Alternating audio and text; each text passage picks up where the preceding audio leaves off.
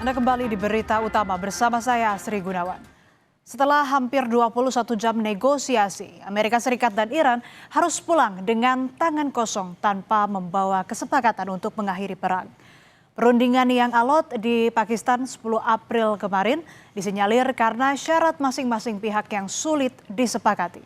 Keduanya bahkan saling tuding menjadi penyebab gagalnya perdamaian. Kegagalan mediasi ini tentu menimbulkan tanda tanya akankah situasi Timur Tengah kembali memanas.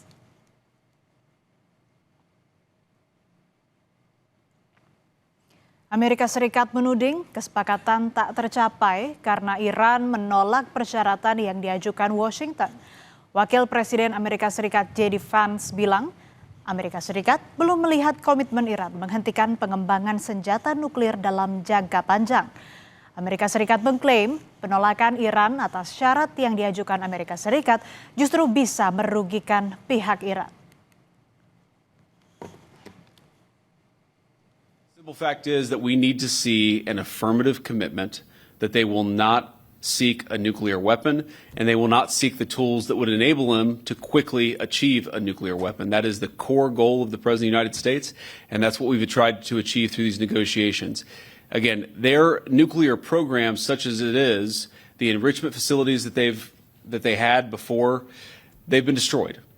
But the simple question is, do we see a fundamental commitment of will for the Iranians not to develop a nuclear weapon, not just now, not just 2 years from now, but for the long term? We haven't seen that yet. We hope that we will.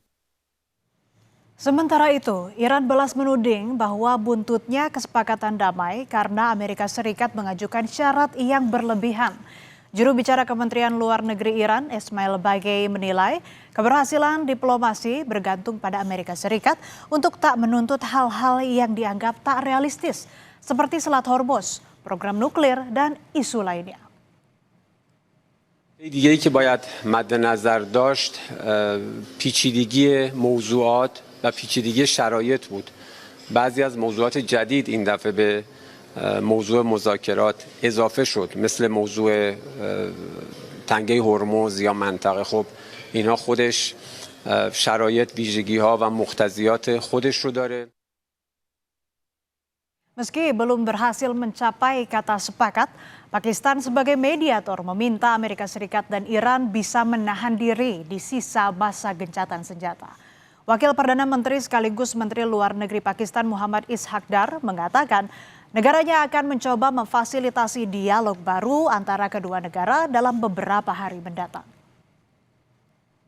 The two sides continue with the positive spirit to achieve durable peace and prosperity for the entire region and beyond. It is imperative that the parties continue to uphold their commitment to ceasefire. Pakistan has been and will continue to play its role to facilitate engagement and dialogue between the Islamic Republic of Iran and the United States of America in the days to come. Di meja perundingan, Amerika Serikat membawa sejumlah poin negosiasi. Yang paling utama adalah pelucutan total program nuklir dan penyerahan seluruh cadangan uranium. Lalu mengizinkan pemeriksaan IAEA atau Badan Tenaga Atom Internasional tanpa batas. Pelucutan rudal balistik yang bisa menjangkau keluar perbatasan Iran serta menghentikan dukungan terhadap kelompok-kelompok milisi di Timur Tengah. Sementara delegasi Iran yang dipimpin Ketua Parlemen Iran Muhammad Bagher Ghalibaf mengajukan syarat penghentian serangan secara permanen di kawasan. Pencairan aset Iran yang dibekukan serta ganti rugi korban perang, dan yang krusial adalah pengaturan lalu lintas Selat Hormuz di bawah kendali Iran dan Oman. Melalui anggota parlemennya, Iran bahkan menegaskan persoalan di Hormuz tidak dapat diselesaikan melalui negosiasi. Iran mengklaim Selat Hormuz diakui sebagai jalur perairan milik Republik Islam Iran. Iran menegaskan jalur laut yang vital bagi pasokan minyak dunia tersebut akan terus dikendalikan militer Iran dan badan keamanan lainnya.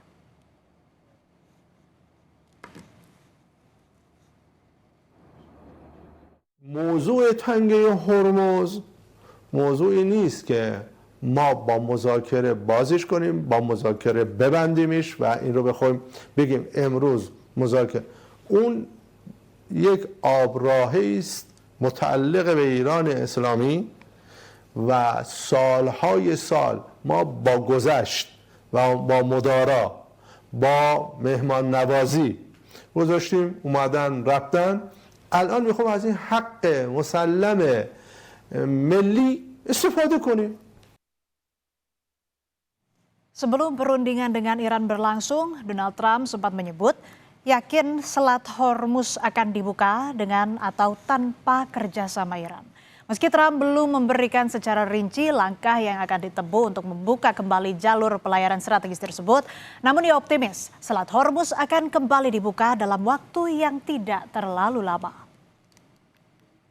The Gulf, with or without them, open up automatically. The answer is yes, but the Strait will open up. If we just left, the Strait's going to, otherwise they make no money. So the Strait's going to open, but what we have is no nuclear weapons, but we'll open the Strait anyway. Don't forget, we don't use the Strait. Other countries use the Strait. So we do have other countries coming up, and they'll help out, but we don't use it. It won't be easy. It won't be. I would say this: we will have that open fairly soon. Soal Selat Hormuz, Donald Trump bahkan menyebut telah mengerahkan kapal perang Angkatan Laut untuk membersihkan ranjau laut. Komando Pusat Amerika CENTCOM mengklaim 2 kapal perang yang merupakan kapal perusak berpeluru kendali telah memulai operasi pembersihan ranjau yang dipasang Iran. Namun, Iran tegas menolak klaim Washington soal kapal-kapal perang Amerika Serikat yang memasuki Selat Hormuz. They probably have a couple of mines in the water. We have minesweepers out there. We're sweeping the Strait. And now all we do is we'll open up the Strait even though we don't use it, because we have a lot of other countries in the world that do use it that are either afraid or weak or cheap. I don't know what it is.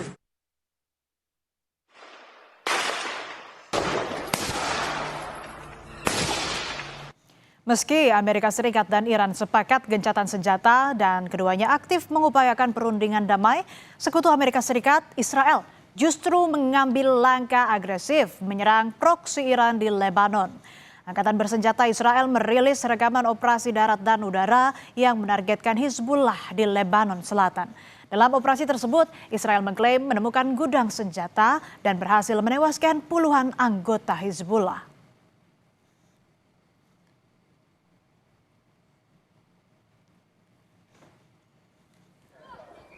Hizbullah juga membalas serangan Israel dengan meluncurkan roket yang menghantam area parkir dan merusak beberapa kendaraan di Safed, Israel Utara, Jumat waktu setempat.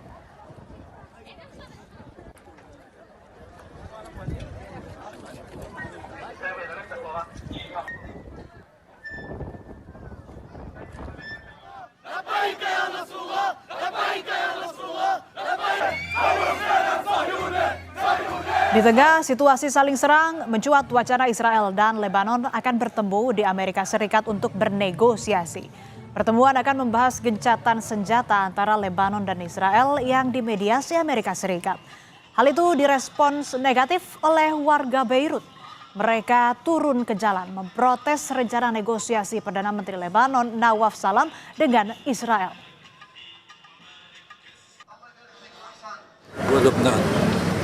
غير مباشر مفاوضة غير مباشر إيران باكستان والمقاومة لبنان الحكومة اللبنانية ضد الشعب اللبناني الدليل على ذلك من السنة ونص ونحن تقتل أطفالنا وشيوخنا ومشايخنا. Negosiasi antara Israel dan Lebanon rencananya digelar Selasa waktu setempat. Perdana Menteri Israel Benjamin Netanyahu mengklaim Lebanon menghubungi Israel bulan lalu untuk membahas perdamaian.